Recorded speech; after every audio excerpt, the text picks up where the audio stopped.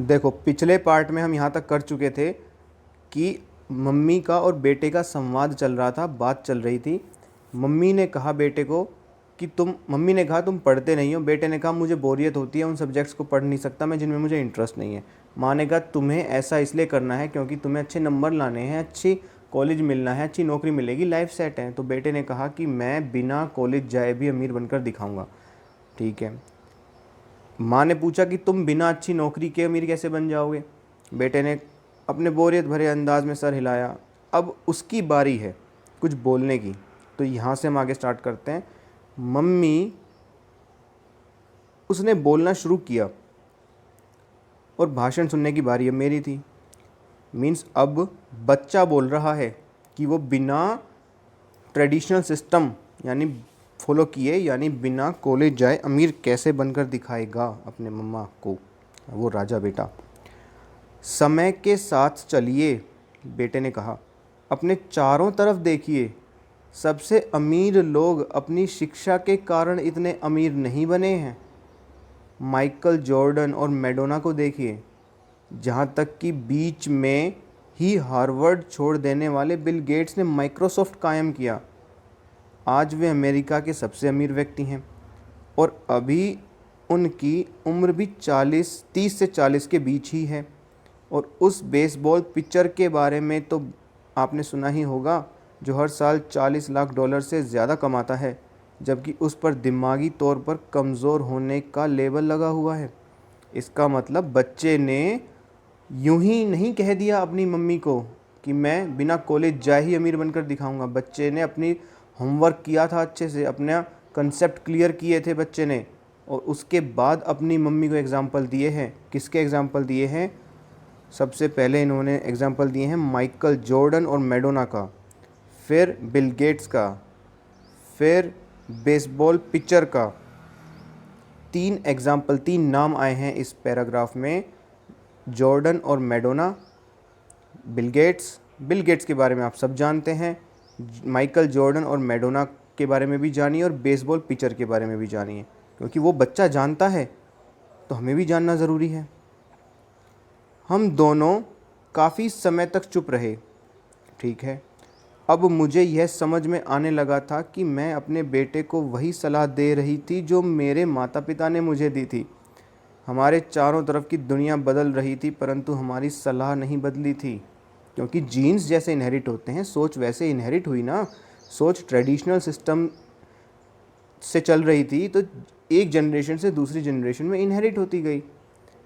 अच्छी शिक्षा और अच्छे ग्रेड हासिल करना अब सफलता की गारंटी नहीं रह गए थे, और हमारे बच्चों के अलावा यह बात किसी की समझ में नहीं आई थी। हमारे बच्चों के अलावा यह बात किसी की समझ में नहीं आई थी। अच्छी बात थी ये कि इनके बच्चों को समझ में आई। मम्मी, उसने आगे कहा, मैं डैडी और आपकी तरह कड़ी मेहनत नहीं करना चाहता। आपको काफ़ी पैसा मिलता है और हम एक शानदार मकान में रहते हैं जिसमें बहुत से कीमती सामान हैं। अगर मैं आपकी सलाह मानूंगा तो मेरा हाल भी आपकी ही तरह होगा। मुझे भी ज़्यादा मेहनत करनी पड़ेगी ताकि मैं ज़्यादा टैक्स भर सकूं और कर्ज़ में डूब जाऊं। वैसे भी आज की दुनिया में नौकरी की सुरक्षा बची नहीं है। मैं ये जानता हूँ कि छोटे और सही आकार की फर्म कैसी होती है। मैं यह भी जानता हूँ कि आज के दौर में कॉलेज के स्नातकों को कम तनख्वाह मिलती है, जबकि आपके ज़माने में उन्हें ज़्यादा तनख्वाह मिलती थी, क्योंकि जनसंख्या बढ़ गई ना। जनसंख्या बढ़ गई तो सेम वही काम है, और सेम वही काम है तो सैलरी कम हो जाएगी क्योंकि लोग ज़्यादा मिल गए अब। इसका एक एग्ज़ाम्पल ये भी है कि आप जानते हो 2010 के 14 के बीच में एक बीटेक किए हुए, प्राइवेट सेक्टर से बीटेक किए हुए इंजीनियर को जो सैलरी मिलती थी 20, 25, 30, किसी को 10 भी मिलती थी, 15 भी मिलती थी, अपने अपने स्किल्स के हिसाब से अलग अलग जगह से करने पर। वही सेम रही थी 2018-20 तक भी, सेम है, कोई बदलाव नहीं आया है। तो इसका बच्चे का रिसर्च काफ़ी अच्छा था। इस बच्चे ने काफ़ी अच्छी मेहनत करी थी इस चीज़ के बारे में कि बिना ट्रेडिशनल सिस्टम फॉलो किए अमीर बन सकते हैं। अमीर बनने से मतलब है फाइनेंशियली सिक्योर होना, पैसे की आज़ादी मिलना। अमीर बनने का मतलब ये नहीं है कि आप चोरी चकारी कर लें, डकैती कर लें, वहाँ से भी पैसा आता है, लेकिन एक सिस्टम को फॉलो करते हुए एक ऐसे सिस्टम की ज़रूरत है जो सही है और बेहतर है। डॉक्टरों को देखिए, आगे पढ़ता हूँ मैं, वे अब उतना पैसा नहीं कमाते जितना पहले कभी कमाया करते थे। मैं जानता हूँ कि मैं रिटायरमेंट के लिए सामाजिक सुरक्षा या कंपनी पेंशन पर भरोसा नहीं कर सकता। अपने सवालों के मुझे नए जवाब चाहिए। मैं रिटायरमेंट के लिए सामाजिक सुरक्षा या कंपनी पेंशन पर भरोसा नहीं कर सकता। अपने सवालों के लिए मुझे नए जवाब चाहिए। ठीक है, इसने काफ़ी बातें अपनी मम्मी से कहीं। ये सारी बातें बच्चा अपनी मम्मी से कह रहा है कि मुझे अपने सवालों के लिए नए जवाब चाहिए। वह सही था, मम्मी ने कहा उसकी। उसे नए जवाब चाहिए थे और मुझे भी।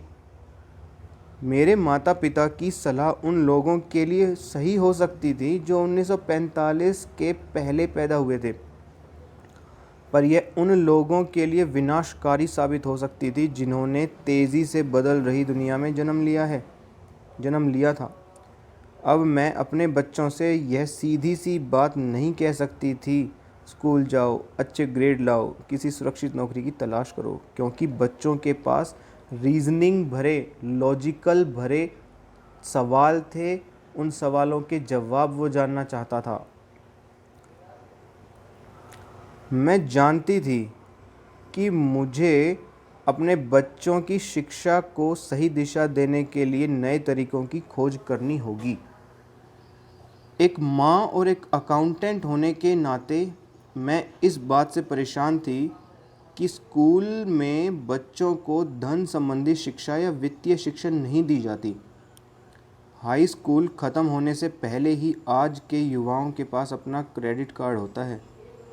यह बात अलग है कि उन्होंने कभी धन संबंधी पाठ्यक्रम में भाग नहीं लिया होता है और उन्हें यह भी नहीं पता होता है कि इसे किस तरह निवेश किया जाता है। इस बात का ज्ञान तो दूर की बात है कि क्रेडिट कार्ड पर चक्रवृद्धि ब्याज की गणना किस तरह की जाती है।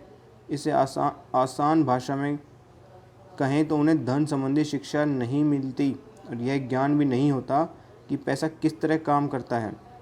इस तरह वे उस दुनिया का सामना करने के लिए कभी तैयार नहीं हो पाते जो उनका इंतज़ार कर रही है।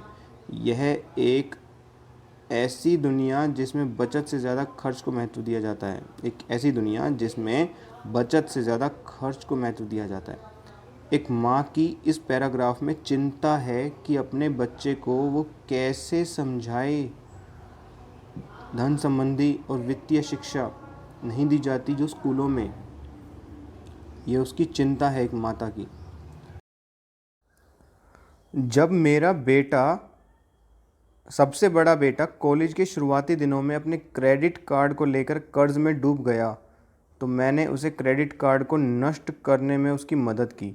देखो, क्रेडिट कार्ड ना स्टार्टिंग से कोई भी ले सकता है और क्रेडिट कार्ड एक ऐसी चीज़ है जिसमें आप कुछ खर्च नहीं भी करोगे ना, तब भी आपको पैसे देने पड़ते हैं उस क्रेडिट कार्ड को रखने के लिए। सालाना कुछ पैसा होता है 3-3.5 हज़ार का, HDFC का हो, चाहे एक्सिस बैंक का हो, चाहे कोई भी बैंक का हो। अब क्रेडिट कार्ड हमें सुविधा तो देता है, कुछ भी हम ख़रीद लें बाद में पे कर दें, लेकिन ये भी प्रॉब्लम है इसके साथ। तो कर्ज में डूबना स्वाभाविक है। साथ ही मैं ऐसी तरकीब भी खोजने लगी जिससे मेरे बच्चों में पैसे की समझ आ सके। दो बड़े बच्चे तो कॉलेज जा रहे हैं और एक अभी हाई स्कूल में था, तो ठीक है। पिछले साल एक दिन मेरे पति ने मुझे अपने ऑफिस से फ़ोन किया। मेरे सामने एक सज्जन बैठे हैं और मुझे, अच्छा, पति ने फ़ोन करके कहा कि मेरे सामने एक सज्जन बैठे हैं और मुझे लगता है कि तुम उससे मिलना चाहोगी। उन्होंने कहा उनका नाम रॉबर्ट कियोसाकी है। वे एक व्यवसायी और निवेशक हैं तथा वे एक शैक्षणिक उत्पाद का पेटेंट करवाना चाहते हैं। मुझे लगता है कि तुम इसी चीज़ की तलाश कर रही थी। अच्छा, देखो, जब उस मदर ने ये सोचा ना कि मैं एक ऐसी तरकीब भी खोजने लगी जिससे मेरे बच्चों में पैसे की समझ आए, इस पॉइंट के बाद ये पॉइंट आया है कि उसके पति ऑफिस में बैठे थे और उनके सामने रॉबर्ट टी कियोसाकी बैठे थे और वो एंटरप्रेन्योर थे, नेटवर्कर थे, है ना, इन्वेस्टर थे। तो उन्होंने बात करी। तो इस तरह से रॉबर्ट टी कियोसाकी उस हस्बैंड वाइफ के और बच्चों के उस फैमिली से उन पर्सन्स से वो मिले। ठीक है, यहाँ पे एक ट्विस्ट आ गया अब नया। यहाँ पे अब बुक के जो ऑथर थे ना, रॉबर्ट टी कियोसाकी, वो इंट्रोड्यूस हो गए। क्योंकि अब तक जो बात चल रही थी वो एक थीम स्टार्ट करी थी कि हाँ कहीं ना कहीं से तो स्टार्ट करते हैं ना, तो वहाँ से स्टार्ट की थी। ठीक है, अब रॉबर्ट टी कियोसाकी का आगे जो भी वर्क आएगा इसमें, वो हम नेक्स्ट पार्ट में करेंगे।